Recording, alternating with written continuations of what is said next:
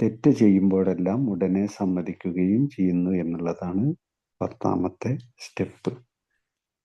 10ാമത്തെ ഘട്ടം എന്ന് വേണമെങ്കിൽ പറയാം. 9 ഘട്ടം നമ്മൾ പ്രാക്ടീസ് ചെയ്ത് കഴിഞ്ഞിട്ട് 10ാം ഘട്ടത്തിലേക്ക് ഉള്ള ആ 10ാം ഘട്ടം ഇതാണ് നമ്മളെ ഓർമ്മിപ്പിക്കുന്നത്, പ്രാക്ടീസ് ചെയ്യാൻ പറയുന്നത്.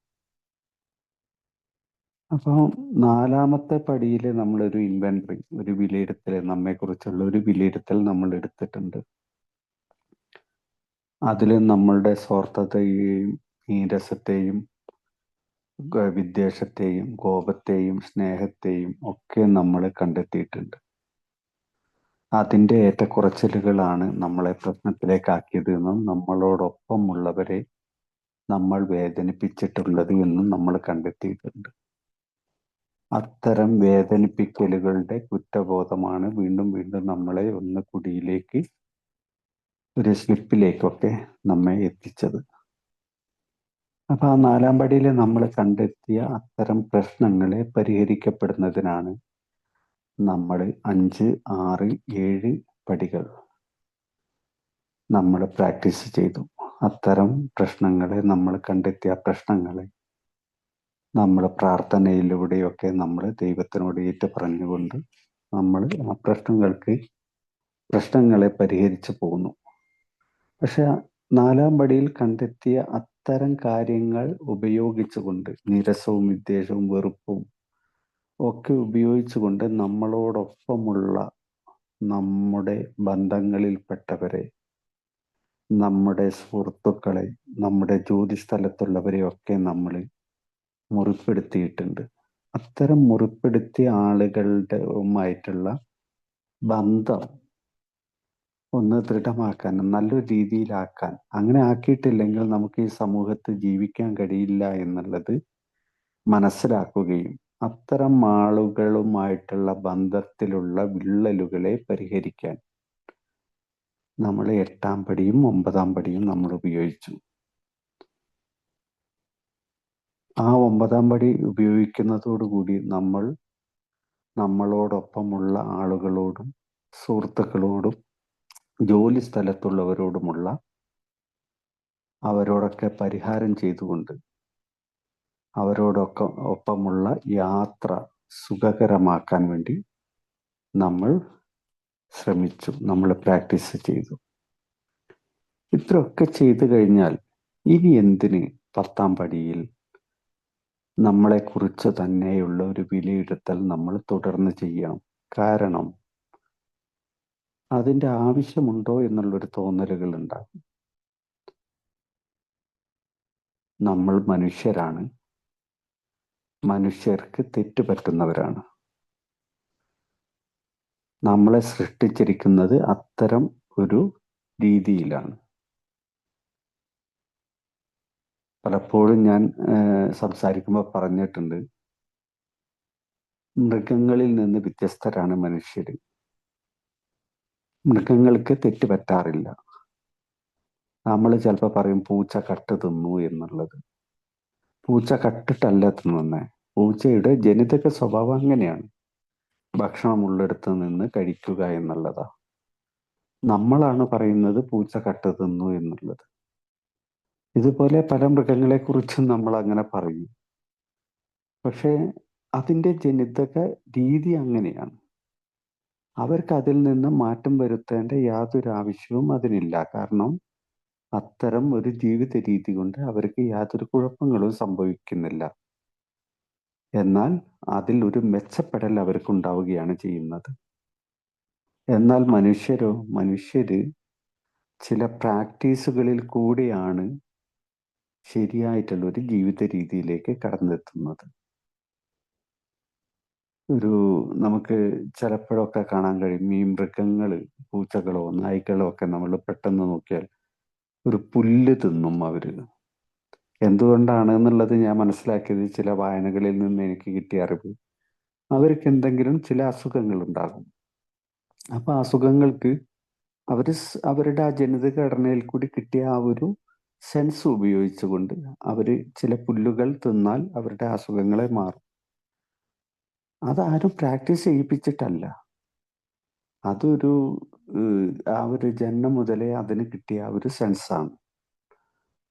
എന്നാൽ മനുഷ്യന് ഇത്തരം കാര്യങ്ങളിലൊക്കെ ഒരു പ്രാക്ടീസ്, ഒരു അറിവ് പുറമേ നിന്ന് ലഭിക്കുകയും അതിന്റെ അടിസ്ഥാനത്തിലാണ് അവൻ ജീവിച്ച് മുന്നോട്ട് പോവുകയും ചെയ്യുന്നത്.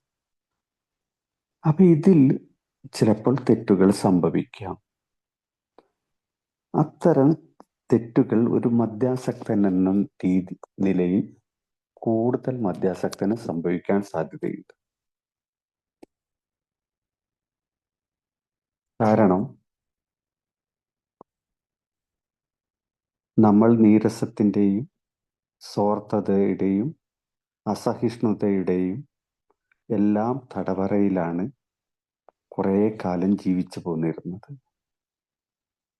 ഇതൊക്കെ പടികൾ പ്രാക്ടീസ് ചെയ്തു പോന്നാലും കൂട്ടായ്മയുടെ ഭാഗമായിട്ട് നിന്നാലും ചിലപ്പോഴൊക്കെ ഇത്തരം കാര്യങ്ങൾ തലപൊക്കി വരാം. കാരണം നമ്മൾ ഒരിക്കലും പെർഫെക്ഷൻ അല്ല. പെർഫെക്ഷൻ ആകാൻ ശ്രമിച്ചു കൊണ്ടിരിക്കുന്ന ആളുകളാണ്. അപ്പോൾ എവിടെ നിന്നെങ്കിലും സന്ദർഭം, സാഹചര്യം ഒക്കെ ഒത്തുവരുമ്പോൾ ഇത്തരം ചില പ്രശ്നങ്ങൾ നമ്മളിൽ നിന്ന് തലപൊക്കാം. നമുക്ക് ഈ വലിയ വലിയ ഈ മന്ത്രിമാര് അല്ലെങ്കിൽ വലിയ കമ്പനിയുടെ MD-മാര് ഇവരെയൊക്കെ എടുത്തു കഴിഞ്ഞാൽ അറിയാം, അവരുടെയൊക്കെ കീഴിൽ ഒരു ഉപദേശകർ ഉണ്ടാകും. ആ ഉപദേശകർ ചില നിർദ്ദേശങ്ങളിൽ, ചില കാര്യത്തിൽ ചില നിർദ്ദേശങ്ങൾ കൊടുക്കുകയും അതിനനുസരിച്ചാണ് അവർ ചില കാര്യങ്ങൾ ചെയ്തു പോകുന്നത്. അതിൻ്റെ ഒരു കാരണം അവർക്കും അറിയാം, അവരുടെ തിരക്ക് പിടിച്ച ജീവിതത്തിൽ എവിടെയെങ്കിലുമൊക്കെ ചില പ്രശ്നങ്ങൾ, താളപ്പിഴകൾ, തെറ്റുകൾ അല്ലെങ്കിൽ മറവികൾ ഇതൊക്കെ ചിലപ്പം സംഭവിക്കാൻ സാധ്യതയുണ്ട്. അപ്പം ഞാൻ പെർഫെക്റ്റ് ആണ് എന്ന് അവരൊക്കെ വിചാരിക്കുകയും എനിക്ക് തെറ്റുകളും പ്രശ്നങ്ങളും കുറ്റങ്ങളും മറവികളും ഒന്നും പറ്റില്ല എന്ന് കരുതുകയും ചെയ്യുന്ന ഒരു കമ്പനി മേധാവി അല്ലെങ്കിൽ ഒരു രാജ്യത്തിൻ്റെ തലവൻ അങ്ങനെയൊക്കെ കരുതിയാൽ അവർക്ക് ഒരിക്കലും അത് ശരിയായ ഒരു രീതിയിൽ മുന്നോട്ട് പോകാൻ സാധിക്കില്ല. ഇതുപോലെ തന്നെയാണ് ഒരു മദ്യാസക്തന്റെ ഒരു കാര്യത്തിൽ നേരത്തെ പറഞ്ഞതുപോലെയുള്ള ഇത്തരം സ്വഭാവ വൈകല്യങ്ങൾ ചിലപ്പോഴൊക്കെ തലപൊക്കി വരും എന്നുള്ളത് വ്യക്തമായിട്ട് മനസ്സിലാക്കേണ്ട ഒരു കൂട്ടം ആളുകളാണ് നമ്മൾ. നമുക്ക് തെറ്റ് പറ്റില്ല എന്ന് കരുതിയാൽ നമുക്ക് തെറ്റ് പറ്റില്ല എന്ന് കരുതിയാൽ വിലയിരുത്തപ്പെടേണ്ട ആവശ്യമില്ലല്ലോ. ഒരു വിലയിരുത്തലും നടത്തേണ്ട ആവശ്യമില്ല തെറ്റ് പറ്റില്ല എന്നൊരുത്തൻ വിചാരിക്കുകയാണെങ്കിൽ. അങ്ങനെയാണെങ്കിൽ എന്തൊക്കെ അബദ്ധങ്ങളിലേക്കായിരിക്കും ചെന്ന് ചാടുക. നമ്മൾ കഴിഞ്ഞകാല ജീവിതത്തിലൊക്കെ സംഭവിച്ചത് അതല്ലേ. പലപ്പോഴും ചില കാര്യങ്ങൾ ശരിയാണ് എന്ന് കരുതിയിട്ടാണ് നമ്മൾ കഴിഞ്ഞകാല ജീവിതത്തിൽ നമ്മൾ ചെയ്തത്.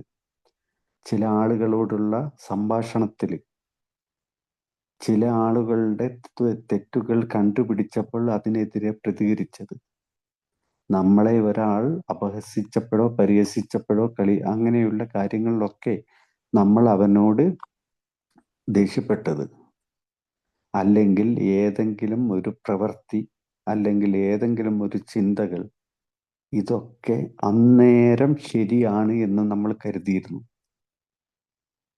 എന്നാൽ കുറച്ച് കാലങ്ങൾക്ക് ശേഷമോ ഇപ്പോഴൊക്കെ നമ്മളത് ആലോചിക്കുമ്പോൾ അത് ചെയ്യേണ്ടിയില്ലായിരുന്നു, അല്ലെങ്കിൽ പറയേണ്ടിയില്ലായിരുന്നു, അല്ലെങ്കിൽ അത്ര ആളുകളുടെ മുമ്പിൽ വെച്ച് അത് പറയേണ്ടിയിരുന്നില്ല എന്നൊക്കെ നമുക്ക് ഇപ്പോഴല്ലേ മനസ്സിലായത്. കുറച്ച് കഴിഞ്ഞപ്പോൾ അല്ലെങ്കിൽ കുറച്ച് ദിവസം കഴിഞ്ഞപ്പം, മാസം കഴിഞ്ഞപ്പം, വർഷം കഴിഞ്ഞപ്പോഴൊക്കെ അല്ലേ നമുക്ക് മനസ്സിലായത്. ആ മനസ്സിലായതിൻ്റെ അത്തരം ചില പ്രവൃത്തികൾ, വാക്കുകൾ, ചിന്തകൾ, കാഴ്ചകൾ ഒക്കെ തെറ്റാണ് എന്ന് നമുക്ക് മനസ്സിലായത് ഇപ്പോഴാണ് അതിൻ്റെ കുറ്റബോധം നമ്മളെ വേട്ടയാടിക്കൊണ്ടിരുന്നത്. ആ വേട്ടയാടലിന്റെ ഭാഗമായിട്ടാണ് നമ്മൾ പലപ്പോഴും സുബോധം നമ്മളിൽ നിന്ന് നഷ്ടപ്പെട്ടു പോയത്. ആ കുറ്റബോധം മായ്ക്കാനാണ് നമ്മൾ മദ്യശാലകൾ കയറിയിറങ്ങിയത്. അപ്പോൾ ഇനിയും നമ്മൾ അത്തരം ചില കാര്യങ്ങൾ, പ്രവർത്തികൾ, കാഴ്ചകൾ, സംഭാഷണങ്ങൾ അല്ലെങ്കിൽ ചിന്തകൾ നടത്തുമ്പോൾ ചിലപ്പോൾ നമുക്ക് ഇപ്പം തോന്നും അത് ശരിയാണ് എന്ന്. എന്നാൽ കുറച്ച് വർഷങ്ങൾ കഴിയുമ്പോൾ ചിലപ്പോൾ അത് തെറ്റായിരുന്നു എന്ന് മനസ്സിലാവുകയും ഈ പറഞ്ഞതുപോലെയുള്ള ഒരു കുറ്റബോധത്തിൽ മുങ്ങിത്താഴുകയും ചെയ്യും. ഈ ഒരു അവസ്ഥകൾ ഒഴിവാക്കാനായിട്ടാണ് ഒരു ദൈനംദിന വിലയിരുത്തൽ നമ്മൾ നടത്തേണ്ടതിൻ്റെ ആവശ്യം 10-ാം പടിയിൽ പറയുന്നത്. എന്നാൽ പലപ്പോഴും തെറ്റിദ്ധരിക്കപ്പെട്ടിട്ടുള്ള ഒരു കാര്യമുണ്ട്. ഇത് ഓരോ ദിവസത്തിൻ്റെയും അവസാനമാണ് ഈ വിലയിരുത്തൽ. നമ്മൾ വീട്ടിലെത്തി ആ ഒരു വിശ്രമവേളകളിൽ നമ്മൾ ഒരു വിലയിരുത്തൽ നടത്തുക എന്നുള്ളതാണ് എന്നാണ് തെറ്റിദ്ധരിക്കപ്പെട്ടിട്ടുള്ളത്. ബിഗ് ബുക്കിൽ ചില സ്ഥലത്ത് അത് പറഞ്ഞിട്ടുണ്ട്, പക്ഷെ അത് 10-ാം പടിയുമായിട്ട് ബന്ധപ്പെടുത്തിയിട്ടുള്ളതല്ല എന്നുള്ളത് മനസ്സിലാക്കണം. അങ്ങനെ ഒരു വിലയിരുത്തലാണ് 10-ാം പടിയിൽ ചെയ്യേണ്ടതെങ്കിൽ ഒരു ദൈനംദിന വിലയിരുത്തൽ എന്നല്ലായിരുന്നു പറയുക. എന്തുകൊണ്ടാണ് ഈ ദൈനംദിന മുഴുവൻ സമയ വിലയിരുത്തൽ എന്നാണ്? ഞാൻ ഉറക്കം ഉണരുന്നു, ഞാൻ എൻ്റെ പ്രഭാത കൃത്യങ്ങൾ നടത്തുന്നു, ജോലി സ്ഥലത്തേക്കോ അല്ലെങ്കിൽ അതിൻ്റെതായിട്ടുള്ള അത്തരം കാര്യങ്ങളിലേക്കൊക്കെ ഞാൻ കടന്നു ചെല്ലുന്നു. ഇവിടെയൊക്കെ ഞാനൊരു വിലയിരുത്തൽ നടത്തേണ്ടതായിട്ടുണ്ട്. അത് എന്തൊക്കെ കാര്യത്തിലാണ് വിലയിരുത്തൽ നടത്തേണ്ടതായിട്ടുള്ളത് എന്ന് നമുക്കൊന്ന് ലഘുവായിട്ട് നമുക്ക് കുറഞ്ഞ സമയത്തിലൊന്ന് പറഞ്ഞു പോകാം. എല്ലാ കാര്യത്തിലും വിലയിരുത്തൽ നടത്തണം എന്നുള്ളതാണ്.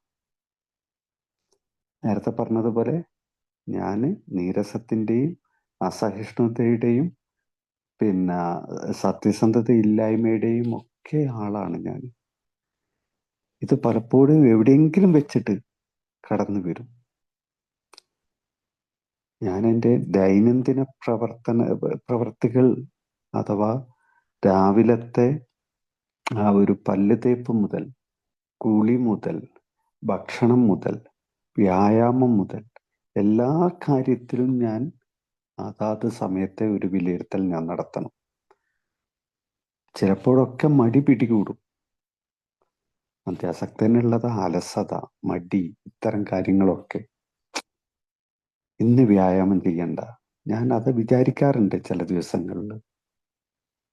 ഇന്നത്തെ കുളി ശരിയായ രീതിയിലൊന്നും കുളിക്കണ്ട, ഒന്ന് കാക്കക്കുളി കുളിച്ച് പോകാം, കുറച്ചു നേരം കൂടി ഒന്ന് കിടക്കട്ടെ. ഈ ജോലികളൊക്കെ കുറച്ച് ചെയ്താൽ മതിയല്ലോ. കുളി ഒന്ന് വേഗത്തിലാക്കാം, പല്ല് തേപ്പ് വേഗത്തിലാക്കാം, ഭക്ഷണം കഴിക്കൽ ഞൊടിയിടെ കൊണ്ട് കഴിക്കാം, വ്യായാമം മാറ്റിവെക്കാം, ഒരു അരമണിക്കൂറും കൂടി ഒന്ന് കൂടുതൽ കിടക്കട്ടെ. ഞാനങ്ങനെ ചിന്തിച്ചു പോകാറുണ്ട്. കാരണം എൻ്റെ മടി അങ്ങനത്തെ ഒരു മടിയാണ്. ഞാൻ പറയും ഞാൻ വലിയ ഊർജ്ജസ്വലനാണ്, ഞാൻ വലിയ വർക്കഹോളിക്കാണ്, എല്ലാ കാര്യത്തിനും എടുപിടിയെന്നാണ് എന്നൊക്കെ ഞാൻ പറയും. പക്ഷെ മടി എന്നെ പിടികൂടിയാൽ അത് വല്ലാത്തൊരു മടിയായിട്ട് മാറും, മറ്റുള്ളവരെ പോലെയല്ല. അപ്പൊ ഇവിടെ ഞാൻ ഒരു വിലയിരുത്തൽ നടത്തണം. എനിക്ക് അങ്ങനെ ഒരു തോന്നലുണ്ടായാൽ ഞാൻ എൻ്റെ ദൈനംദിന പ്രവർത്തികളിൽ എവിടെയോ ഞാനൊരു കുറവ് വരുത്തുന്നുണ്ട്, അത് ശരിയാണ്. മറ്റേതെങ്കിലും അത്യാവശ്യ കാര്യങ്ങളുണ്ടെങ്കിൽ ഓക്കെ. ഞാൻ തലേ ദിവസം കുറച്ച് നേരം വൈകിയിട്ടാണ് ഒരു അത്യാവശ്യ കാര്യം കൊണ്ട് കിടന്നുറങ്ങിയത്. അപ്പം എൻ്റെ ശരിയായിട്ടുള്ള ഉറക്കം എനിക്ക് ലഭിക്കണമെങ്കിൽ ഒരു അരമണിക്കൂറും കൂടി ഞാൻ സാധാരണ എണീക്കുന്നതിനും കൂടുതൽ ഞാൻ ഉറങ്ങേണ്ടതായിട്ടുണ്ട്. അങ്ങനെയാണെങ്കിൽ ഓക്കെ. കാരണം ആദ്യത്തെ കാര്യം ആദ്യം എന്ന് പറയുന്നത് നമ്മൾ പാലിക്കപ്പെടേണ്ടതാണ്. ഉറക്കം ശരിയായിട്ടില്ലെങ്കിൽ അന്നത്തെ ആ ഒരു ദിവസം മുഴുവൻ നമുക്ക് നഷ്ടപ്പെട്ടു പോകും. തലവേദന വരും, ബി പിയിൽ പ്രശ്നങ്ങൾ വരും, ചിലപ്പോൾ ഒരു മറ്റ് ചില പ്രശ്നങ്ങളൊക്കെ ശരീരത്തിനുണ്ടാകും. അപ്പോൾ ഒന്ന് നമ്മൾ ഉറങ്ങുന്നു. അത് ആദ്യത്തെ കാര്യമാണ് ഉറങ്ങുക എന്നുള്ളത്. എന്ന് വെച്ച് രാത്രിയും പിന്നെ ഉറങ്ങേണ്ട സാധാരണ എണീക്കേണ്ട സമയം കഴിഞ്ഞ് നല്ല ഉറക്കവും കിട്ടിക്കഴിഞ്ഞിട്ട് ആ മടി പിടിച്ച് കുറച്ചു നേരം കൂടി കിടന്നു കഴിഞ്ഞിട്ട് എൻ്റെ ദൈനംദിന പ്രവർത്തികളിൽ പിന്നെ കുറവുകൾ വരുത്തുകയോ അല്ലെങ്കിൽ നേരം വൈകുകയോ ചെയ്ത് ഓഫീസിൽ എത്തുന്നതിലോ അല്ലെങ്കിൽ സാധാരണ പണിക്ക് പോകുന്നതിലോ താമസം നേരിട്ട് ആ പണിയിൽ കുറവ് വന്ന് ആ മേലുദ്യോഗസ്ഥരുടെയോ അല്ലെങ്കിൽ കോൺട്രാക്ടറുടെയോ ഒക്കെ അടുത്ത് നിന്ന് ഒരു മുഷിപ്പായിട്ടുള്ള ഒരു സംസാരം കേൾക്കേണ്ടി വന്നാൽ ഞാനൊന്ന് വിലയിരുത്തി നോക്കണം. അതിനു മുമ്പ് ഞാൻ ചെയ്യുന്നത് ശരിയാണ്. ഇതൊക്കെ ചെയ്ത് കഴിഞ്ഞിട്ടല്ല വിലയിരുത്തേണ്ടത്. നമ്മൾ രാത്രിയാണ് വിലയിരുത്തുന്നതെങ്കിലോ നമ്മൾ ആ രാത്രിയിലെ വിശ്രമവേളയിലാണ് അന്നത്തെ ദിവസത്തെക്കുറിച്ച് ഞാൻ ചെയ്ത വാക്കുകൾ, പ്രവൃത്തികൾ അല്ലെങ്കിൽ ചിന്തകൾ ഇവയെക്കുറിച്ചാണ് ഞാൻ വിലയിരുത്തുന്നതെങ്കിൽ നമുക്ക് ചിലപ്പം പരിഹാരം ചെയ്യാനുള്ള സമയം കടന്നുപോയേക്കാം. അതേസമയം എനിക്ക് ഇത്തരം ഒരു ചിന്തകൾ വരുന്ന സമയത്ത് തന്നെ ഞാൻ ആ ഒരു വിലയിരുത്തൽ നടത്തുകയാണെങ്കിൽ എനിക്ക് മനസ്സിലാവും ഞാൻ ചെയ്യുന്നത് ശരിയല്ല. ഞാൻ ഉടനെ അതിനൊരു പരിഹാരം ഞാൻ കാണും. ഞാൻ ഉടനടി ചാടി എണീക്കും. എൻ്റെ ദൈനംദിന പ്രവർത്തികൾ വേഗത്തിൽ ഞാൻ തീർക്കാൻ ശ്രമിക്കും. കൃത്യസമയത്ത് ഞാൻ ഓഫീസിലെത്താൻ വേണ്ടി ശ്രമിക്കും. അതിന് വരുന്ന പ്രശ്നങ്ങൾ ഇല്ലാതെയാകും. അപ്പോൾ ഒരു സ്പോട്ട് ഇൻവെന്ററി എന്നാണ് നമ്മളെ ഈ 10ാം പടിയിൽ പഠിപ്പിക്കുന്നത്. ഞാൻ ഒരാളോടൊരു സംസാരത്തിൽ ഏർപ്പെടുന്നു. ആ സംസാരത്തിൽ ഏർപ്പെടുമ്പോൾ എനിക്ക് ചിലപ്പോൾ ചില കാര്യങ്ങൾ ഗൗരവമായി അദ്ദേഹത്തോട് പറയാനുണ്ടായിരിക്കും. ഞാൻ അത് അദ്ദേഹത്തോട് പറയുമ്പോൾ തിരിച്ച് അദ്ദേഹം എന്നോട് ദേഷ്യപ്പെടുകയാണെങ്കിൽ ഞാനും അതേപടി ദേഷ്യപ്പെട്ടാൽ അവനേക്കാൾ കൂടുതൽ കോപാകുലനായിട്ട് ഞാൻ മാറും. കാരണം ഞാനൊരു ആൽക്കഹോളിക്കാണ്. ഞാൻ ദേഷ്യപ്പെട്ട് കഴിയുമ്പോഴുണ്ടാകുന്ന പ്രശ്നങ്ങൾ എനിക്ക് വ്യക്തമായിട്ടുള്ള ബോധ്യമുണ്ട്. അത് എന്നെ ബാധിക്കുന്നുണ്ട്.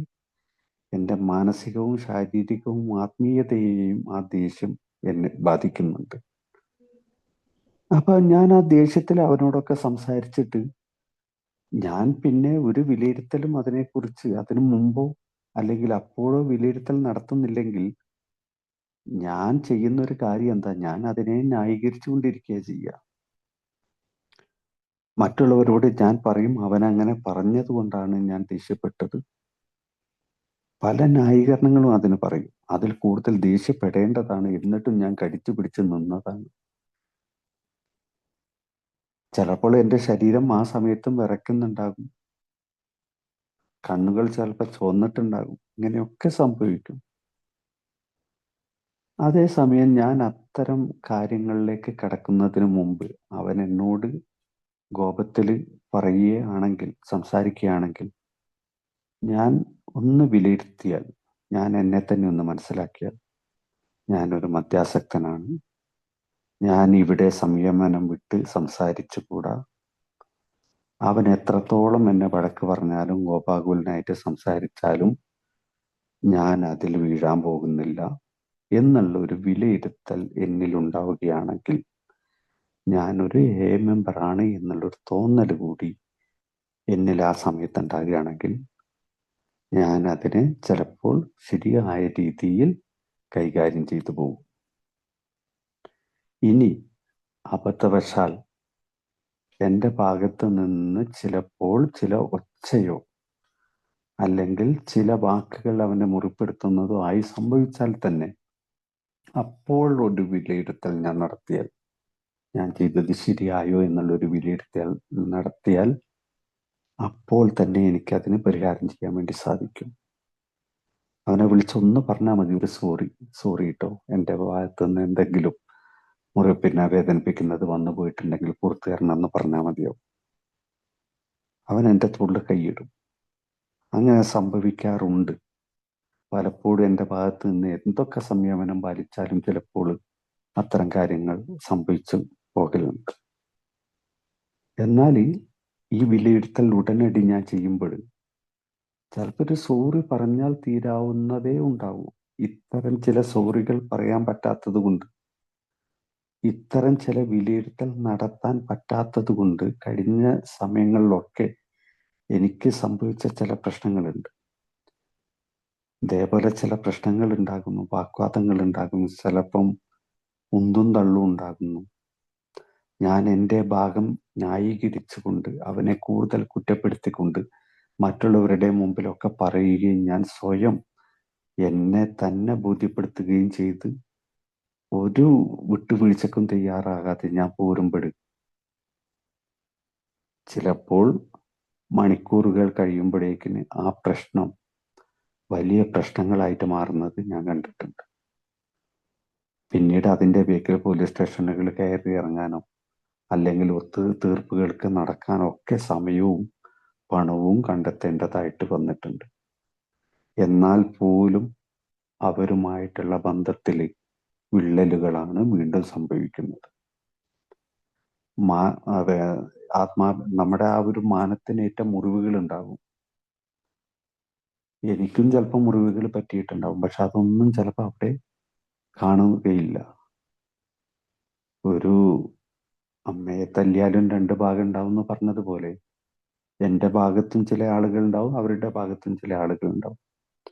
നമ്മെ എരികേറ്റി തരാനും ചില ആളുകൾ നമ്മളോടൊപ്പം ഉണ്ടാകും. അവനെ ഒന്ന് എരിവ് കയറ്റി കൊടുക്കാനും ആളുകളുണ്ട്. ഇവിടെ പെട്ടുപോയാൽ നമ്മൾ കുറേയേറെ കാലം ഒരു പ്രശ്നവുമായിട്ട് മല്ലടിച്ച് നടക്കേണ്ടി വരും. അത് വീടുകളിലായിക്കൊള്ളട്ടെ, എൻ്റെ കുടുംബത്തിൽ നിന്നാണെങ്കിൽ പോലും അവരുമായിട്ടുള്ള ബന്ധങ്ങളിൽ, അവരുമായിട്ടുള്ള സംസാരത്തിൽ, ദൈനംദിന പ്രവർത്തികളിൽ ഞാനൊരു വിലയിരുത്തൽ നടത്തേണ്ടതായിട്ടുണ്ട്. ഇന്ന് ഞായറാഴ്ചയാണ്, എനിക്കിന്ന് ലീവായിരുന്നു. അപ്പം ഞാൻ ഇന്നലെ തന്നെ ഒരു പ്ലാനിങ് ഒക്കെ ചെയ്തു. എന്തായാലും ഞായറാഴ്ച വെറുതെ ഇരിക്കുന്നില്ല, എന്താണ് ചെയ്യാനുള്ളത്, ആ ഒരു വിലയിരുത്തലാണ്. എനിക്ക് ചെയ്യാൻ പറ്റുന്ന എന്ത് കാര്യങ്ങളുണ്ട്. അപ്പം ഞാൻ നോക്കുന്ന സമയത്ത് ഇഷ്ടം പോലെ കാര്യങ്ങളുണ്ട്. വീടുകളിൽ മറാലകൾ തട്ടാനുണ്ട്, ഡ്രസ്സുകൾ അടുക്കി ഒതുക്കി വെക്കാനുണ്ട്. പക്ഷെ അതിൽ കൂടുതൽ മറ്റൊരു കാര്യം ഉണ്ടായിരുന്നു. മുറ്റത്ത് കുറെ ചെടികളൊക്കെ വളർന്ന് വലുതായിട്ട് നിൽക്കുന്നുണ്ടായിരുന്നു. മഴകളൊക്കെ മാറി നിന്നതാണ്, അതൊക്കെ ഒന്ന് വിട്ട് വൃത്തിയാക്കാനുണ്ട്. അപ്പൊ വീടിന്റെ ഉള്ളിലെ ജോലികളൊക്കെ മക്കളെ ഏൽപ്പിച്ചു ഞാൻ പുറത്തോട്ടിറങ്ങി അവിടെയുള്ള മണ്ണുകളൊക്കെ കോരി വൃത്തിയാക്കുന്ന ഒരു പ്രവൃത്തി ഞാൻ ഏറ്റെടുത്തു. എനിക്കറിയാം ഞാനൊരു മടിയനായിട്ടുള്ള ഒരാളാണ്. അതിലേക്ക് തന്നെ ഞാൻ നോക്കി നിന്നാൽ ഇന്ന് ഈ ഒരു മൊബൈലത്തെ ഫേസ്ബുക്കും ഇൻസ്റ്റാഗ്രാമും യൂട്യൂബും നോക്കിയിട്ട് 8 മണിക്കൂർ പോകുന്നത് എനിക്കറിയില്ല. അതേസമയം ഞാൻ ഇന്ന് പുറത്തോട്ട് ഇറങ്ങി ആ മുറ്റൊക്കെ ഒന്ന് വൃത്തിയാക്കി കൊമ്പുകളൊക്കെ വെട്ടി അതൊക്കെ ഒന്ന് അടുക്കി ഒതുക്കി ഒന്ന് ശരിയാക്കാനുള്ള ഒരു ശ്രമം ആ വെയില് കൂടുതലാകുന്നതിന് മുമ്പ് നിർത്തുകയും ചെയ്തു. പക്ഷെ എനിക്ക് വളരെ ഒരു സംതൃപ്തി എനിക്ക് തോന്നിയത്. ഇത് ആ സമയത്ത് ഒക്കെ ഞാൻ വിലയിരുത്തി പോകേണ്ടതാണ്. അപ്പൊ അങ്ങനെ ഞാൻ ആ പണി ഞാനിങ്ങനെ ചെയ്തുകൊണ്ടിരിക്കുമ്പോൾ എൻ്റെ കയ്യിൽ കത്തിയുണ്ട്. കത്തി കൊണ്ട് കൊമ്പുകളൊക്കെ അങ്ങനെ വെട്ടിയതാക്കി കുറച്ച് കഴിഞ്ഞപ്പോഴേക്കിന് ഇതിന്റെ മൂർച്ച കുറഞ്ഞിട്ടാണ്, കൊമ്പുകളൊന്നും മുറിയുന്നില്ല. ഒരു കൊമ്പ് ഒരു വെട്ട് വെട്ടേണ്ട സ്ഥലത്ത് 4 വെട്ട് വെട്ടണം. അപ്പൊ ഞാനിത് മൂർച്ച കൂട്ടിക്കൊണ്ടേയിരിക്കണം. ഞാൻ ജോലി എടുക്കുന്നു. ഞാനൊരു കഥ വായിച്ചിട്ടുണ്ട്. കാരണം ഒരു മരമുറിക്കാരെ മത്സരം നടക്കുന്ന ഒരു കഥ. ആ മരമുറിക്കാരുടെ മത്സരത്തിൽ ഒരു പ്രായമായിട്ടുള്ള ഒരാളും ഒരു ചെറുപ്പക്കാരനായിട്ടുള്ള നല്ല ശേഷിയുള്ള ആരോഗ്യമുള്ള ഒരു വ്യക്തിയും അവർക്ക് 2 മരം സെലക്ട് ചെയ്ത് കൊടുത്തു. ഏറ്റവും ആദ്യം മുറിച്ച് തീർക്കുന്നവർക്ക് സമ്മാനം 1ാം സ്ഥാനം. അപ്പൊ ഈ നല്ല ആരോഗ്യമുള്ള ആള് ഉറപ്പിച്ചു അയാൾക്ക് തന്നെ കിട്ടും, യുവാവായിട്ടുള്ള വ്യക്തി ഉറപ്പിച്ചു അയാൾക്ക് തന്നെ സമ്മാനം കിട്ടും. മറ്റേ ആള് വയസ്സായിട്ടുള്ള ആരോഗ്യം കുറഞ്ഞ ഒരു വ്യക്തിയാണ്. രണ്ടുപേരും മഴു കയ്യിലെടുത്തു വെട്ടാൻ ആരംഭിച്ചു. ഈ യുവാവ് വളരെ സ്പീഡിലും വളരെ ശക്തിയിലും മരത്തിനെ ആഞ്ഞു വെട്ടാൻ തുടങ്ങി. എന്നാൽ ആ പ്രായമായിട്ടുള്ള ആള് അയാളുടെ ചെറിയ ആരോഗ്യം വെച്ച് മരത്തിനെ വെട്ടുകയും ഇടയ്ക്കൊക്കെ അയാള് ആ മഴു മൂർച്ച കൂട്ടുകയും ചെയ്തു. ഈ യുവാവ് നോക്കുമ്പോഴൊക്കെ അയാൾ ഇടയ്ക്കിടയ്ക്ക് മഴുവിന് മൂർച്ച കൂട്ടിക്കൊണ്ടിരുന്നു. എന്നാൽ യുവാവ് വെട്ടി തീർക്കുന്നതിനേക്കാൾ മുമ്പ് ഈ വയസ്സായിട്ടുള്ള ആള് ആ മരം വെട്ടി തീർത്തു. അപ്പൊ അദ്ദേഹത്തിന്റെ അടുത്ത് നിന്നിട്ട് യുവാവ് ചോദിച്ചു, നിങ്ങൾ പലപ്പോഴും ഈ മഴു മൂർച്ചയാക്കുന്നതാണല്ലോ ഞാൻ കാണുന്നത്, വെട്ടുന്നത് കാണുന്നില്ലല്ലോ. അപ്പൊ ആ വയസ്സായിട്ടുള്ള ആൾ ഇദ്ദേഹത്തോട് പറഞ്ഞു, മൂർച്ച കൂട്ടിക്കൊണ്ടേയിരിക്കണം, ഇല്ല എങ്കിൽ ഒരു വെട്ടിന്റെ സ്ഥലത്ത് 4 വെട്ട് വെട്ടേണ്ടി വരും. നിനക്ക് സംഭവിച്ചത് അതാണ്. ഈ കഥ എനിക്ക് പെട്ടെന്ന് ഇന്ന് ഓർമ്മ വന്നു. ഞാൻ ഇത് മൂർച്ച കൂട്ടിക്കൊണ്ടേയിരിക്കണം, എൻ്റെ പണിയായുധങ്ങൾ. ഇതാണ് വിലയിരുത്തൽ. ആ സ്പോട്ട് ഇൻവെന്ററി ഞാൻ എടുക്കണം എന്ന് പറയുമ്പോൾ, അല്ല എങ്കിൽ എൻ്റെ കൈ വേദനിക്കും, എൻ്റെ ജോലി കൃത്യമായിട്ട് സ്പീഡിൽ നടക്കില്ല, ഇതൊക്കെ സംഭവിക്കുന്നില്ലേ? അപ്പൊ അതൊരു സ്വയം വിലയിരുത്തല് അപ്പോൾ നടത്തുന്നത് കൊണ്ടാണ്. നമ്മൾ മീറ്റിങ്ങിന് പോയിട്ടുണ്ടോ, ഇന്ന് ഒന്ന് വിലയിരുത്തി നോക്കണം. എനിക്ക് സമയം കിട്ടുന്ന ഈ സമയം ഞാൻ വെറുതെ ചെലവഴിക്കണോ അതോ ഒരു മീറ്റിങ്ങിന് പോകണം? നമ്മൾ വാഹനം ഓടിക്കുമ്പോഴേ എല്ലാവരും പറയും, പെട്രോൾ അടിക്കാൻ സമയം കണ്ടെത്താതെ വാഹനം ഓടിച്ചാൽ വാഹനം പെട്രോൾ തീർന്ന് ബ്രേക്ക് ഡൗൺ ആവും. ഇതുപോലെ തന്നെ നമ്മൾ ചെയ്യേണ്ടതായിട്ടുള്ള കാര്യങ്ങൾ നമ്മൾ ചെയ്യാതെ വളരെ സ്പീഡ്, എല്ലാ കാര്യത്തിലും, ജോലിയിലെ സ്പീഡ്, നടത്തത്തിലെ സ്പീഡ്, പ്രവൃത്തിയിലെ സ്പീഡ്, വാക്കിലെ സ്പീഡ്, ഒന്നിനും മറ്റൊന്നിനും നേരമില്ലാതെ നമ്മൾ മുന്നോട്ട് പോയാൽ ഭക്ഷണം കഴിക്കാൻ നേരമില്ല. ഉച്ചക്കത്തെ ഭക്ഷണം വേണ്ടാന്ന് വെക്കുന്നു. നമ്മളൊന്ന് വിലയിരുത്തി നോക്കണം. ആ ഉച്ച സമയമായി, എനിക്ക് വിശപ്പുള്ള ഇത് ഞാൻ വിശപ്പിന് വേണ്ടി എന്ത് ചെയ്തു? ഭക്ഷണം കഴിച്ചു. അങ്ങനെ നമുക്കൊരു വിലയിരുത്തൽ ഉണ്ടാകുമ്പോൾ നമ്മൾ ഭക്ഷണം കഴിക്കും. ദാഹമുണ്ട്, നമ്മളൊന്ന് വിലയിരുത്തി നോക്കുമ്പോൾ നമുക്ക് ദാഹമുണ്ട്. നമ്മൾ ആ ദാഹത്തിനെ അവഗണിച്ചുകൊണ്ടാണോ നമ്മൾ ജോലി എടുക്കുന്നത്? നമ്മൾ അസുഖബാധിതനാകും. നമ്മൾ വിലയിരുത്തുമ്പോൾ ദാഹം ഉണ്ടെങ്കിൽ നമ്മൾ വെള്ളം കുടിക്കണം. അപ്പൊ ഈ ദൈനംദിന കാര്യങ്ങളിലെല്ലാം നമ്മളൊരു വിലയിരുത്തൽ നടത്തിപ്പോയാൽ, നമ്മുടെ വ്യായാമത്തിൽ, നമ്മുടെ ഉറക്കത്തിൽ, നമ്മുടെ ഭക്ഷണത്തിൽ, നമ്മൾ സംസാരിക്കുന്ന ആളുകളുമായിട്ട്, നമ്മൾ എടുക്കുന്ന പ്രവൃത്തിയിൽ, ഇതിലൊക്കെ നമ്മളൊരു വിലയിരുത്തൽ നടത്തിക്കൊണ്ടുപോയാൽ, ഒരു സ്പോട്ട് ഇൻവെന്ററി എടുത്തുകൊണ്ടുപോയാൽ നമ്മൾക്ക് അതിനൊക്കെ പരിഹാരം കാണാൻ കഴിയും. ഇതിലെവിടെയെങ്കിലും താളപ്പിഴക്കൽ വന്നിട്ടുണ്ടോ, നമുക്ക് ഉടനടി അതിന് പരിഹാരം കാണാൻ വേണ്ടി കഴിയും. നമ്മൾ ആ വിലയിരുത്തൽ നടത്തുന്നില്ലെങ്കിൽ നമ്മൾ ചിലപ്പോൾ നമ്മുടെ ആരോഗ്യത്തെ സംരക്ഷിക്കുന്നതിൽ, എനിക്ക് അസുഖമുണ്ട്, ഡോക്ടറെ അടുത്ത് പോകണമെങ്കിൽ ഞാൻ എന്നെ തന്നെ ഒന്ന് വിലയിരുത്തൽ നടത്തണ്ടേ? എനിക്കൊരു അസുഖമുണ്ട്, അതിനെ ഞാൻ അവഗണിക്കാൻ പാടില്ല എന്ന് എന്നെ പഠിപ്പിച്ചിട്ടുണ്ട്. അപ്പം ഞാൻ ഡോക്ടറെ കാണണമെങ്കിൽ അങ്ങനെ കണ്ടിട്ടുണ്ടോ? അങ്ങനെ കാണാനുള്ള എന്തെങ്കിലും പോരായ്മകൾ എന്നിൽ ഉണ്ടായിട്ടുണ്ടോ? കാണാൻ പറ്റാത്ത എന്തെങ്കിലും പോരായ്മകൾ ജോലി തിരക്ക് മൂലമാണോ? അല്ലെങ്കിൽ വെറുതെ മടി പിടിച്ചിരുന്നിട്ടോ? ഇല്ലെങ്കിൽ ആ അസുഖം തനിയെ മാറുമെന്ന് കരുതിയിട്ടോ? അപ്പൊ ഇത് ഒരു മദ്യാസക്തന്റെ ചില ചിന്തകളിൽ വരുന്ന പ്രശ്നങ്ങളാണ്. ഡോക്ടറെ ഒന്നും കാണിക്കേണ്ട ആവശ്യമില്ല, ഞാൻ ഇന്ന് AA മെമ്പറാണ്, എന്നെ ദൈവം കാത്തോളൂ, ഒരു മരുന്നും കുടിക്കേണ്ട ആവശ്യമില്ല, ഒരു എക്സസൈസും എടുക്കേണ്ട ആവശ്യമില്ല, ഒരു ഭക്ഷണ ക്രമീകരണം ആവശ്യമില്ല. ഇങ്ങനെയൊക്കെ നമ്മൾ ഒരു വിലയിരുത്തലും നടത്താതെ ഈ AA എന്ന പ്രോഗ്രാം എന്നെ മുഴുവൻ കാര്യത്തിലും സംരക്ഷിച്ചു കൊള്ളും എന്ന് വിചാരിച്ച്, ദൈവം എന്നെ സംരക്ഷിക്കുമെന്ന് വിചാരിച്ച് മുന്നോട്ട് പോയാൽ നമ്മൾ പ്രശ്നത്തിൽ പെടും. AAക്ക് ഇത്തരം കാര്യങ്ങളിലേക്കൊന്ന് നോക്കാനുള്ള ഒരു ഉൾക്കാഴ്ച, മനോഭാവം വളർത്തി തരാൻ മാത്രമേ സാധിക്കൂ. അതിനെ ശരിയായ വിധത്തിൽ കൈകാര്യം ചെയ്യേണ്ടത് നമ്മൾ തന്നെയാണ്. ദൈവത്തിനും അതിനെ സാധിക്കും. അല്ലാണ്ട് എല്ലാ കാര്യങ്ങളും, എൻ്റെ എല്ലാ കാര്യങ്ങളും പ്രശ്നങ്ങളും ഒന്നും ദൈവം ഏറ്റെടുക്കൂല. ഞാൻ തന്നെ ഏറ്റെടുത്ത് ഉത്തരവാദിത്തങ്ങൾ ഏറ്റെടുക്കണം. ഞാൻ തന്നെ അതിന് പരിഹാരം കാണണം. അപ്പൊ ഇതൊരു സ്പോട്ട് ഇൻവെന്ററിയിൽ മാത്രം സാധിക്കുന്ന കാര്യങ്ങളാണ്. അല്ലാതെ നമ്മളൊരു വിലയിരുത്തലും നടത്താതെ നമ്മൾ പോവുകയാണെങ്കിൽ, ഞാൻ ഇതിനു മുമ്പൊക്കെ പറഞ്ഞിരുന്ന കാര്യത്തിൽ പറയുന്നുണ്ട്, നമ്മളൊക്കെ ഒരു സ്റ്റോക്ക് എടുപ്പ് നടത്തുന്ന ആളുകളാണ്. കടകളിലൊക്കെ കണ്ടിട്ടില്ല ഒരു സ്റ്റോക്ക് എടുപ്പ്. എൻ്റെ ജീവിതത്തിൽ എന്തുണ്ട്? കടകളിലാണെങ്കിൽ എടുക്കുക എന്താ?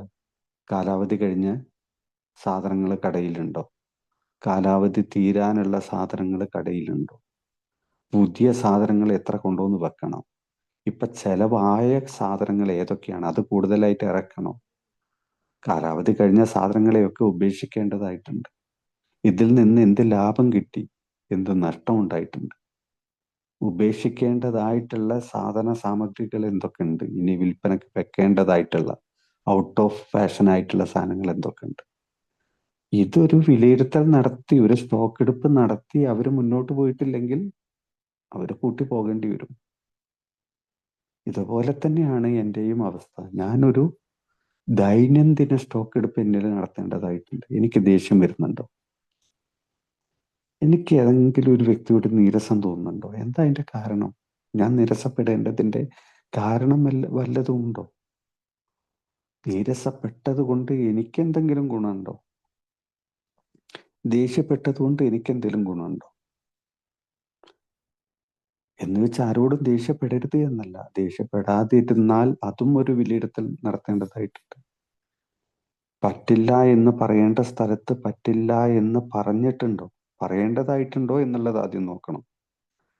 എന്നിട്ട് പറഞ്ഞിട്ടുണ്ടോ എന്നുള്ളതും നോക്കണം. ചില കാര്യങ്ങളിൽ നോ പറയേണ്ട സ്ഥലത്ത് നോ പറയണം. നമ്മൾ വിചാരിക്കും എല്ലാവരെയും സഹായിക്കാനുള്ള ഒരു മനസ്ഥിതി നമുക്കുണ്ട്, എല്ലാവരെയും സഹായിക്കണം എന്നുള്ളത്. ഞാൻ അതിൽ നിന്ന് വ്യത്യസ്തനാണ്, ആ ഒരു ചിന്താഗതിയിൽ നിന്ന്. കാരണം ഞാൻ എടുക്കേണ്ട ജോലി മാത്രമേ ഞാൻ എടുക്കുന്നുള്ളൂ. എൻ്റെ ഓഫീസിൽ എത്രയോ ആളുകൾ ജോലി എടുക്കുന്ന ആളുകളാണ്. ഞാൻ ജോലി എടുക്കുന്ന ഓഫീസിൽ പണ്ടൊക്കെ എനിക്കൊരു പണിയുണ്ടായിരുന്നു. എൻ്റെ ജോലിയും ഞാൻ തീർക്കും, മറ്റുള്ളവരുടെ ജോലിയും ഞാൻ തീർക്കും. ഒരു അഭിനന്ദനം ഞാൻ അർഹിക്കുന്ന ഒരു രീതി എനിക്കുണ്ടായിരുന്നു, അങ്ങനെ ഒരു തോന്നൽ.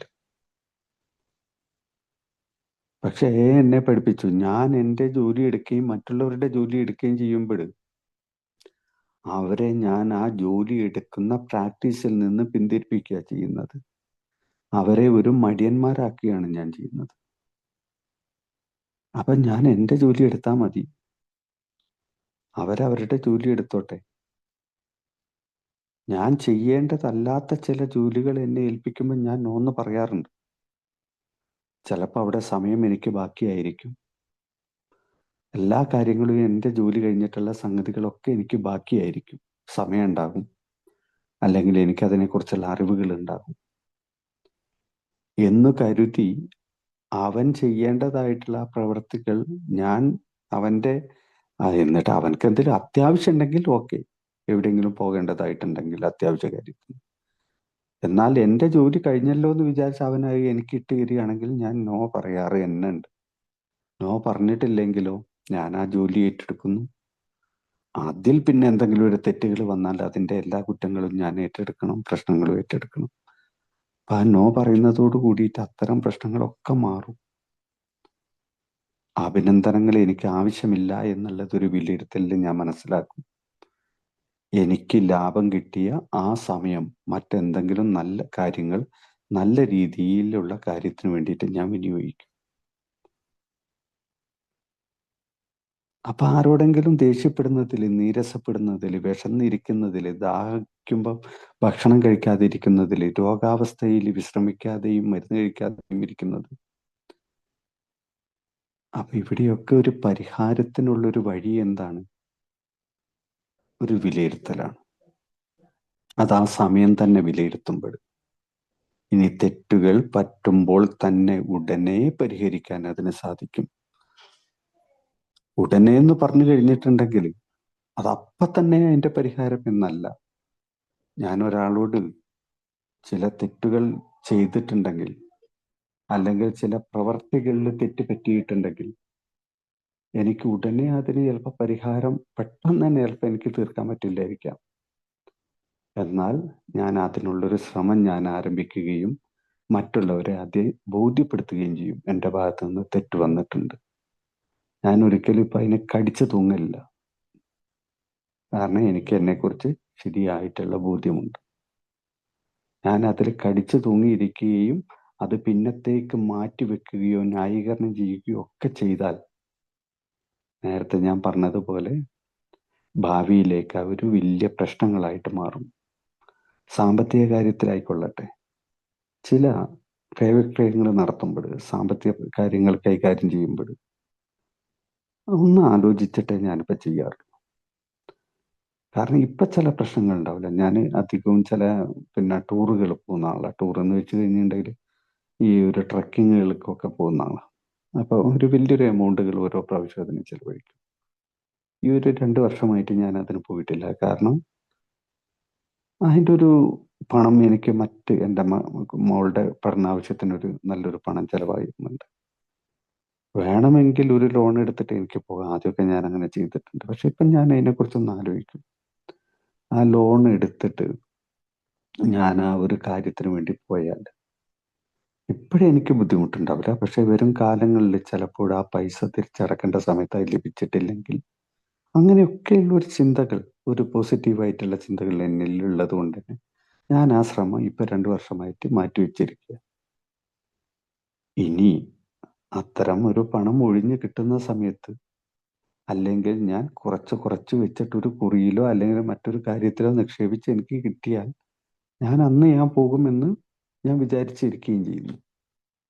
അപ്പൊ സാമ്പത്തിക കാര്യത്തിലായാലും, ഇനി ചില പ്രവർത്തികളുടെ കാര്യത്തിൽ നേരത്തെ പറഞ്ഞതുപോലെ ചില പ്രവർത്തനങ്ങൾ ചിലപ്പോൾ തെറ്റായിട്ട് നമുക്ക് തോന്നും. ഒരു ഉടനടി എടുക്കുന്ന ചില പ്രവർത്തനങ്ങളും ചില വാക്കുകളും ഒക്കെ ഉണ്ട്. നമ്മൾ എടുത്തപടി ഒരു ചാടി നമ്മൾ അതിന് ഇറങ്ങി പുറപ്പെട്ടു. നമ്മൾ ആ പരിപാടികളൊക്കെ ചെയ്തു കഴിഞ്ഞിട്ട് അത് തോന്നുന്നു, ശേ അയ്യേ വേണ്ടില്ലായിരുന്നു, അതാകെ ചളായി, ആകെ പ്രശ്നമായിരുന്നു. ഞാൻ ഈ ഫേസ്ബുക്കിലൊക്കെ ചില ഇന്നിങ്ങനെ കാണുമ്പോൾ, അല്ലെങ്കിൽ വാട്സപ്പിലൊക്കെ കാണുമ്പോൾ അതിൻ്റെ അടിയിൽ കുറേ ഞാൻ എഴുതും. ഞാനിങ്ങനെ എഴുതി വന്നിട്ട് പിന്നെ എനിക്ക് തോന്നി, എന്തിന് ഞാനിത് എഴുതുന്നു? ഇത് എഴുതിയിട്ട് അയാൾ വായിക്കും. അയാൾ വായിച്ചു കഴിഞ്ഞിട്ട് മറുപടി ഇങ്ങോട്ട് ഇടും. പകരം ഞാനൊരു മറുപടി അങ്ങോട്ട് ഇടും. ആകെ അങ്ങോട്ടും ഇങ്ങോട്ടും തർക്കത്തിലാകും. അപ്പൊ ഇതിങ്ങനെ എഴുതി കുറച്ച് കഴിയുമ്പോൾ എനിക്കിങ്ങനെ തോന്നി, ഇതിനൊന്നും ആവശ്യമില്ല, ഞാൻ ഒക്കെ ആയിട്ട് ഡിലീറ്റ് ചെയ്ത് ഫേസ്ബുക്ക് ആയാലും വാട്സപ്പ് ആയാലും പൂട്ടി ഞാൻ കുറച്ചു നേരം സ്വസ്ഥായിട്ട്. അപ്പൊ ഇതൊരു വിലയിരുത്തൽ ആ സമയത്ത് നടത്താനുള്ള ഒരു സാവകാശവും നമുക്ക് ലഭിക്കുന്നത് കൊണ്ടാണ്. അപ്പൊ ഒരു മദ്യാസക്തനെ സംബന്ധിച്ച് മടിയും അബദ്ധമാണ്, പെട്ടെന്നുള്ള ഒരു തീരുമാനങ്ങളും അബദ്ധങ്ങളാണ്. അതിനൊക്കെ ഒരു ശരിയായിട്ടുള്ള ഒരു സമയം കൊടുത്താൽ, വളരെ കൂടുതൽ സമയമല്ല, രാവിലെ ചെയ്ത ഏതെങ്കിലും ഒരു തെറ്റായിട്ടുള്ള ഒരു പ്രവർത്തിക്ക് വൈകിട്ട് പോയിട്ട് അല്ലെങ്കിൽ രാത്രി പോയിട്ട് വിലയിരുത്തൽ നടത്തുകയും തെറ്റാണെന്ന് മനസ്സിലാക്കുകയും ഒരു ഉറക്കം കഴിഞ്ഞതിന് ശേഷം പിറ്റേ ദിവസം അത് പരിഹരിക്കാൻ ശ്രമിക്കുകയും ചെയ്യുമ്പോൾ ചിലപ്പം ലഘുവായിട്ടുള്ള പരിഹാരത്തിനേക്കാൾ ചിലപ്പോൾ അതൊരു ഭീകര പ്രശ്നമായിട്ട് വളർന്നു നിൽക്കും എന്നുള്ളത് എൻ്റെ അനുഭവത്തിൽ നിന്ന് എനിക്ക് വ്യക്തമാണ്. അതുകൊണ്ട് തന്നെ വ്യക്തിപരമായ ഒരു വിലയിരുത്തൽ ഞാൻ എല്ലാ സമയത്തും ഒരു ദൈനംദിന ജീവിതത്തിൽ ഇന്നത്തെ ഒരു ദിവസം മുഴുവൻ സമയത്തിൽ ഞാൻ ചെയ്യേണ്ടതായിട്ടുണ്ട്. തെറ്റുകൾ പറ്റുന്ന ഒരു മനുഷ്യനാണ് ഞാൻ. അത്തരം തെറ്റുകൾ പറ്റുമ്പോൾ അതിന് പരിഹാരം ചെയ്യുകയും, ഇനി ഭീകര ഒരു പരിഹാരത്തിന് വളരെ ശ്രമം ആവശ്യമാണെങ്കിൽ അതിനു മുമ്പ് ആ പരിഹാരം ചെയ്യപ്പെടേണ്ട പ്രവർത്തിക്കായിക്കൊള്ളട്ടെ, ആളുകളോടായിക്കൊള്ളട്ടെ, അല്ലെങ്കിൽ സ്വന്തം കുടുംബത്തിലുള്ളവരോടായിക്കൊള്ളട്ടെ, അവരോട് അതിനെക്കുറിച്ച് സംസാരിക്കുകയും ചർച്ച ചെയ്യുകയും ചെയ്തിട്ട് എൻ്റെ ഭാഗത്തുള്ള തെറ്റ് ഞാൻ സമ്മതിച്ചു കൊടുക്കേണ്ടതായിട്ടുണ്ട്. അപ്പൊ ഇതാണ് 10ാമത്തെ ആ ഒരു പടിയിൽ ഞാൻ മനസ്സിലാക്കിയതും എൻ്റെ ജീവിതത്തിൽ ഞാൻ പ്രാവർത്തികമാക്കി കൊണ്ടുപോകാൻ ശ്രമിച്ചുകൊണ്ടിരിക്കുന്നത്. അതുകൊണ്ട് തന്നെ പ്രശ്നങ്ങളില്ല എന്നുള്ളതല്ല, ഉള്ള പ്രശ്നങ്ങൾ വളരെ ലഘൂകരിച്ചുകൊണ്ട് ഒരു സുബോധത്തോടു കൂടിയിട്ട് എൻ്റെ ആത്മീയത നഷ്ടപ്പെടാതെ എനിക്ക് മുന്നോട്ട് പോകാൻ വേണ്ടി സാധിക്കുന്നുണ്ട്. ഇനി 10ാമത്തെ പാരമ്പര്യത്തെക്കുറിച്ചാണ്. 10ാമത്തെ പാരമ്പര്യം പുറമേയുള്ള വിഷയങ്ങളിൽ, അഥവാ ഏക്ക് പുറത്തുള്ള വിഷയങ്ങളിൽ ആൽക്കഹോളിക്സ് അനോണിമസിന് യാതൊരു അഭിപ്രായവും ഇല്ല. അതുകൊണ്ട് എയുടെ പേര് മറ്റ് ചർച്ചാ വിഷയങ്ങളിലേക്ക് വലിച്ചിഴക്കരുത് എന്നുള്ളതാണ്. ഈ ഒരു പാരമ്പര്യം വന്നത് എ സ്ഥാപിതമാകുന്നതിനൊക്കെ വളരെ മുമ്പ്, അഥവാ 19ാം നൂറ്റാണ്ടിൽ ഒരു 1840-1850 നമ്മുടെ എയിൽ പരാമർശിക്കപ്പെടുന്ന ഒരു പ്രസ്ഥാനമുണ്ട്, ഒരു വാഷിങ്ടോണിയൻ സൊസൈറ്റി എന്ന് പറയുന്നത്. എന്നാൽ അതേപോലെയുള്ള കുറേയേറെ മിതവ്യ പ്രസ്ഥാനങ്ങൾ അമേരിക്കയിലും അവിടെയൊക്കെ രൂപം കൊണ്ടിരുന്നു. അവരുടെയൊക്കെ ഉദ്ദേശങ്ങൾ മദ്യരഹിത ജീവിതം നയിക്കുക എന്നുള്ളതും മറ്റുള്ളവരെ അതിനെ സഹായിക്കുക എന്നുള്ളതുമായിരുന്നു. എന്നാൽ അതിൽ ഏറ്റവും പ്രബലമായ, ഏറ്റവും കൂടുതൽ അംഗത്വമുള്ള ഒരു സംഘടന ആയിരുന്നു വാഷിങ്ടോണിയൻ സൊസൈറ്റി. അന്നത്തെ കാലത്ത് ജനസംഖ്യ കുറവായിരുന്ന അമേരിക്കയിൽ നിന്ന് തന്നെ 6 ലക്ഷത്തോളം ആളുകൾ ഈ വാഷിങ്ടോണിയൻ സൊസൈറ്റിയിൽ അംഗമെടുത്തിരുന്നു. അവരുടെ പ്രധാന ഉദ്ദേശം എന്തായിരുന്നു? മദ്യരഹിത ജീവിതം നയിക്കുക എന്നുള്ളത്, മറ്റുള്ളവരെ അതിനായി സഹായിക്കുക എന്നുള്ളത്. എന്നാൽ കുറച്ച് കാലങ്ങൾ ആയപ്പോഴേക്കിന് അവരതിൽ നിന്നുള്ള ആ ഒരു പ്രാഥമിക ലക്ഷ്യത്തിൽ നിന്നും മാറി മറ്റു ചില കാര്യങ്ങളിൽ കൂടി അവർ ചർച്ചകളും അഭിപ്രായങ്ങളും പറയാൻ തുടങ്ങി. അടിമത്തത്തെക്കുറിച്ച്. അന്നത്തെ കാലത്ത് അമേരിക്കയിലും അതേപോലെയുള്ള സ്ഥലങ്ങളിലും പല സ്ഥലങ്ങളിലും അടിമത്ത സമ്പ്രദായം നിലവിലുണ്ടായിരുന്നു. അപ്പൊ അടിമത്തം നിർത്തലാക്കാൻ വേണ്ടിയിട്ടുള്ള ചർച്ചകളിൽ അവരഭിപ്രായം പറയാൻ തുടങ്ങി, വാഷിങ്ടൺ സൊസൈറ്റി എന്ന പേരിൽ തന്നെ. കാരണം 6 ലക്ഷത്തോളം അംഗങ്ങൾ ഉള്ളതാണ്. അതുകൊണ്ട് അവർ പറയാൻ തുടങ്ങി.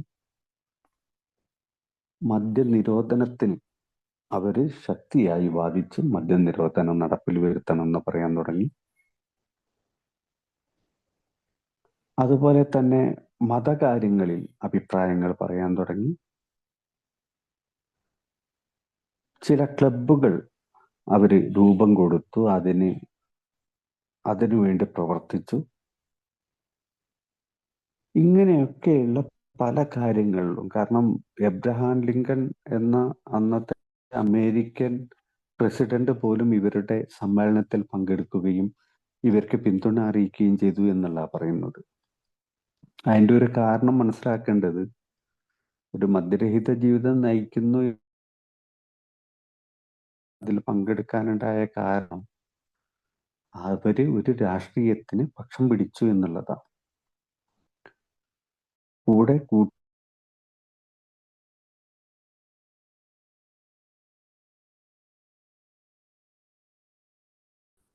അല്ലാതെ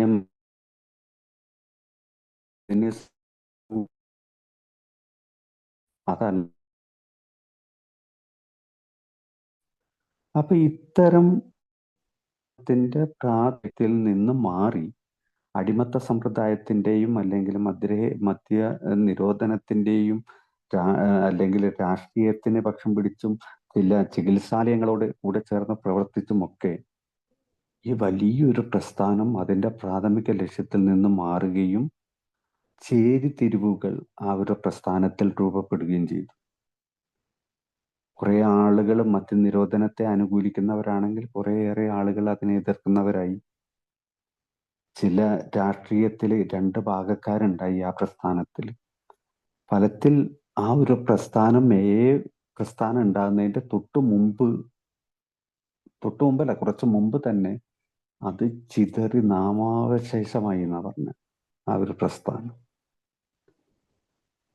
അപ്പോഴാണ് ആൽക്കഹോളിക്സ് അനോണിമസ് രൂപപ്പെട്ടപ്പോൾ ഈ ഒരു പ്രസ്ഥാനത്തിന്റെ ഈ തകർച്ചയുടെ കാരണങ്ങൾ ഇതൊക്കെയാണ് എന്ന് മനസ്സിലാക്കിക്കൊണ്ട് എയുടെ പാരമ്പര്യങ്ങളിൽ ഒരു പ്രധാനപ്പെട്ട, എല്ലാ പാരമ്പര്യങ്ങളും പ്രധാനമാണെങ്കിൽ പോലും നല്ലൊരു പ്രധാനപ്പെട്ട ഒരു പാരമ്പര്യമായിട്ട് പുറമേയുള്ള വിഷയങ്ങളിൽ പ്രോഗ്രാമിന് യാതൊരു അഭിപ്രായവും ഇല്ല എന്നുള്ളത്. ക്കാണ് അഭിപ്രായമില്ലാത്തത്.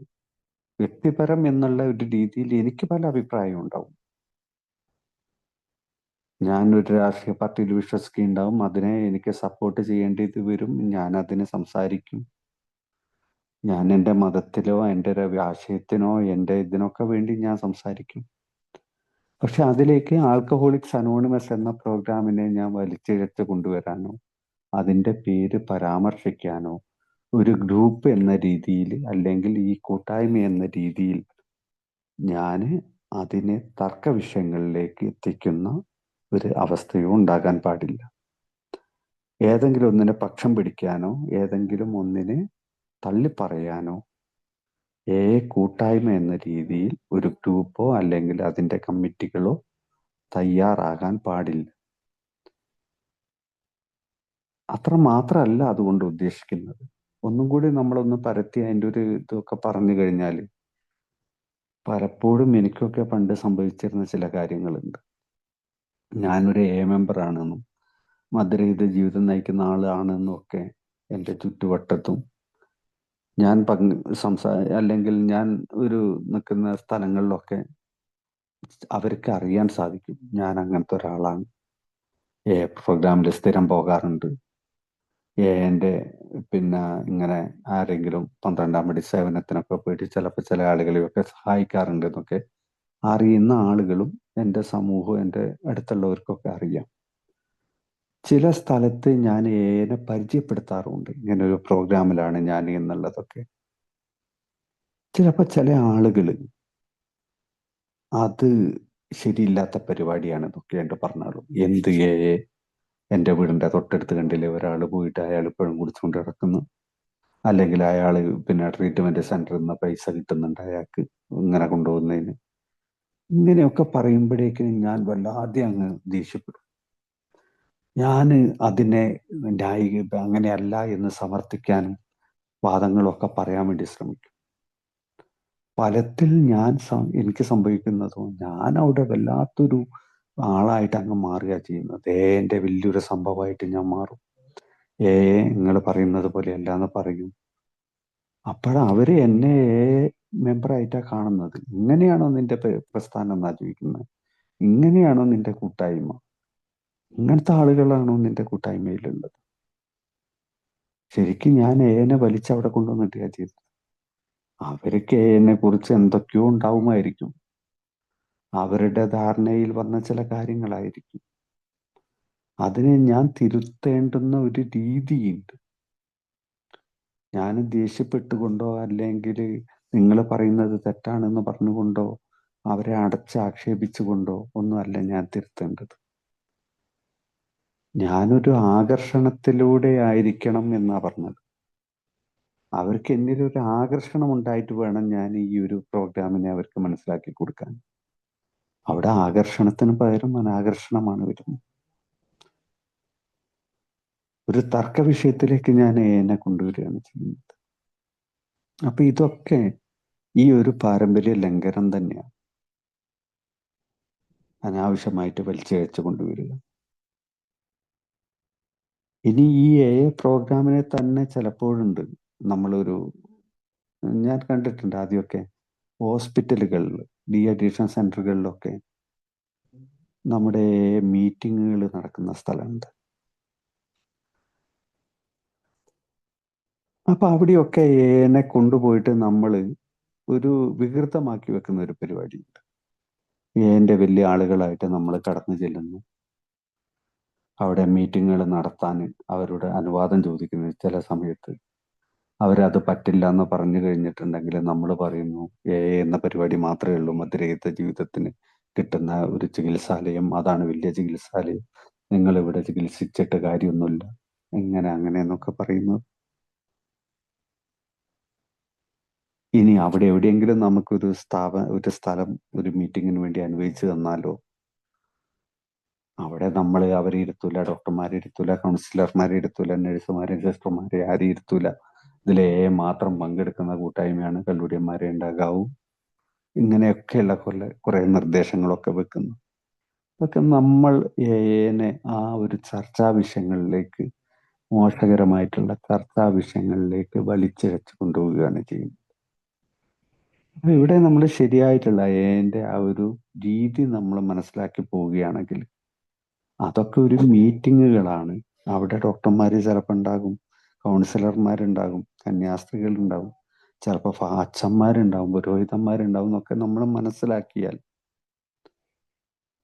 നമ്മൾ ഈ ഒരു തർക്ക വിഷയങ്ങളിലേക്കൊന്നും ഇതിനെ വലിച്ചിഴച്ച് കൊണ്ടുവരില്ല. മറ്റൊന്ന്, ഏതെങ്കിലും ചികിത്സാലയങ്ങളിലൊക്കെ ഏതിന്റെ തലക്കെട്ട് നമ്മൾ പേര് കൊടുക്കുന്നുണ്ടോ ഒരു ഡി അഡിക്ഷൻ സെന്ററിന്? അതൊന്നും ഏന്റെ പണിയല്ല എന്നുള്ളതാണ്. ഏനെ അതിൻ്റെ ശരിയായിട്ടുള്ള ആ ഒരു അന്തസത്തയോട് കൂടിയിട്ട് നിലനിർത്തുകയും എനിക്ക് വ്യക്തിപരമായിട്ട് ചില അവകാശങ്ങളും അഭിപ്രായങ്ങളും പറയാനുള്ള സ്വാതന്ത്ര്യവും എന്നിലുണ്ട് എന്ന് ഞാൻ വിശ്വസിക്കുകയും ചെയ്യുമ്പോൾ ഒരിക്കലും ഇത്തരം രീതിയിലേക്ക് കൊണ്ടുവരാൻ വേണ്ടി ഞാൻ ശ്രമിക്കുകയില്ല.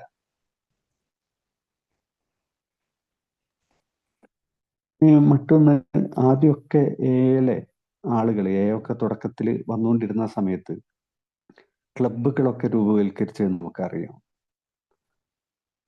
ക്ലബ്ബുകൾ രൂപവൽക്കരിച്ചിട്ടുണ്ട്. അതുപോലെ തന്നെ 12th സ്റ്റെപ്പ് പ്രോഗ്രാമിനായിട്ട് പ്രത്യേക ഓഫീസുകൾ രൂപവൽക്കരിച്ചിട്ടുണ്ട്. എന്നാൽ അതൊക്കെ പിന്നീട് തെറ്റാണ് എന്ന് നമുക്ക് തോന്നി. കാരണം അതിൻ്റെ ദൈനംദിന കാര്യങ്ങളിൽ പലപ്പോഴും എ ആണ് അത് ആ കാലത്തൊക്കെ നടത്തിയിരുന്നത്. ക്ലബ്ബുകൾ, ചില ചികിത്സാലയങ്ങൾ നടത്തിയിരുന്നു ആ കാലത്ത്. ഇതുപോലെ തന്നെ 12-ാം പടി സേവനങ്ങൾക്ക് വേണ്ടി പ്രത്യേക കമ്മിറ്റികൾ, ഓഫീസുകൾ ഇട്ടിരുന്നു. എന്നാൽ ഇതിനൊക്കെ ചില പ്രശ്നങ്ങൾ ഉണ്ടാവുകയും എയുടെ പേര് അവിടെ ഉയർന്നു വരികയും ചെയ്തു. അത് ചിലപ്പോൾ ആ ക്ലബ്ബുകളുടെ ശരിയായിട്ടുള്ള നടത്തിപ്പിന് സാധിക്കാതെ വന്നത് കൊണ്ടാകാം, ഇല്ലെങ്കിൽ ചികിത്സാലയങ്ങളിൽ പ്രവേശിക്കപ്പെടുന്ന ആളുകളിൽ ചിലപ്പോൾ ചില വേർതിരിവുകൾ ഉണ്ടായതുകൊണ്ട് എയുടെ പേര് അവിടെ പരാമർശിക്കപ്പെട്ടിട്ട് ഉണ്ടാവും. പാർഷ്വാലിറ്റി കാണിച്ചു അല്ലെങ്കിൽ വേർതിരിവ് കാണിച്ചു എന്നൊക്കെ വന്നിട്ടുണ്ടാകാം. അപ്പൊ ഇത്തരം കാര്യങ്ങളിലൊന്നും എക്ക് ഒരു താല്പര്യവുമില്ല എന്നും എയുടെ പേരോ അല്ലെങ്കിൽ എയുടെ ചിഹ്നങ്ങളോ എയുടെ കാര്യങ്ങളോ അതിൽ ഉണ്ടാകരുത് എന്നുള്ള ഒരു പാരമ്പര്യം നമ്മളെ പഠിപ്പിക്കുന്നുണ്ട് എന്നുള്ളതാണ്.